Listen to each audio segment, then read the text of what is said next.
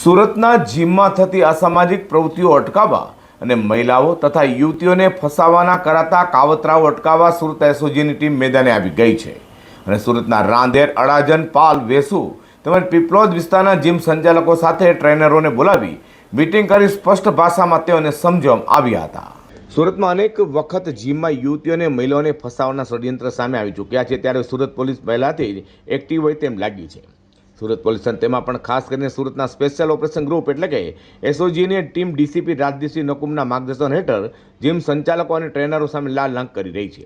સુરતના રાંદેર, અડાજણ, પાલ, વેસુ અને પીપલોદ વિસ્તારના જીમ સંચાલકો અને ટ્રેનરો સાથે એસઓજીની ટીમે મીટિંગ કરી હતી, જેમાં જીમમાં આવતી યુવતીઓ કે મહિલાઓને ફસાવાનું ષડયંત્ર ન કરવા સાથે ડ્રગ્સ જેવી પ્રવૃત્તિઓ જબરજસ્તી જીમમાં આવનારો સાથે ન કરવા સહિત કડક સૂચના આપી હતી અને જો કોઈ જીમ સંચાલક કે ટ્રેનર આવી પ્રવૃત્તિઓ કરતા પકડાશે તો તેની સામે કડકમાં કડક કાર્યવાહી કરાશે તેમ સુરત એસઓજીના ડીસીપી રાજદીપસિંહ નકુમ સાહેબે જણાવ્યું હતું.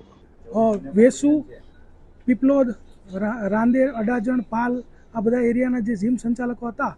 એ લોકોની મિટિંગ રાખીને એ લોકોને સૂચના એ આપવામાં આવી છે કે જ્યારે પણ એ લોકો ટ્રેનરો રાખે ત્યારે ટ્રેનરોનું સંપૂર્ણ સ્કેનિંગ કર્યા બાદ જ એને નિમણૂક આપે અને એનું જે કેરેક્ટર છે કેવા પ્રકારનું છે એ પણ જોવે અને જે દીકરીઓ, બહેનો, મહિલાઓ અને જે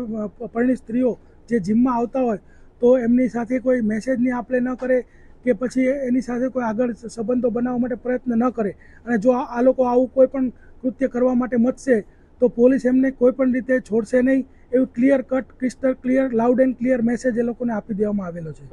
સુરતમાં જીમની આડમાં ચાલતા ગેરપ્રવૃત્તિઓ સામે સુરત પોલીસે લાલ આંક કરી છે અને સુરત એસઓજીની ટીમે સુરત શહેરના જીમ સંચાલકો તેમજ ટ્રેનરો સાથે મીટિંગ કરી તેઓને કડક સૂચના આપી હતી.